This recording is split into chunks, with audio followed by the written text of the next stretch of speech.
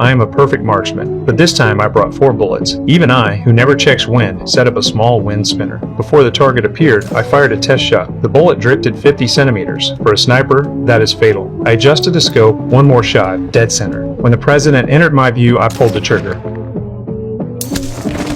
The task was done, but I did not leave. I deliberately let the bodyguard spot my position. Then, calmly, I broke down the rifle, packed it into a suitcase. Under the bed, I placed an explosive. As I left, I pulled the fire alarm. I made sure the police would come. Then, I drove away in a prepared car, all the way into a parking garage. I quickly opened the trunk, took out the suitcase, and loaded it into another car. The whole process left no trace. When the tactical unit reached the building, the explosion erased all evidence. Even the car in the garage was gone. This is how a top killer operates. Of course, taking out a president is never the end. I had already prepared another identity, a chess collector. I bought a chess set as cover. During questioning, I stayed calm. I said I was just visiting an exhibition. The police checked my ID, then asked me to open a glove box. Inside were only valuable ivory chess pieces. Looking again at my thin frame, they could not believe I was a killer. They waved me through. But when I opened my laptop to ask the employer why the money had not arrived, he replied with a single insult. Staring at the screen, I smiled. I plugged in a flash drive, contacted the bank, and asked them to trace the first payment. The bank refused details, but the director handed me a business card. Following the lead, I quickly logged onto a company. Scrolling the site, those photos confirmed one thing. The employer was the president's son. The next day, I used a gun to control his driver, put the man into the trunk.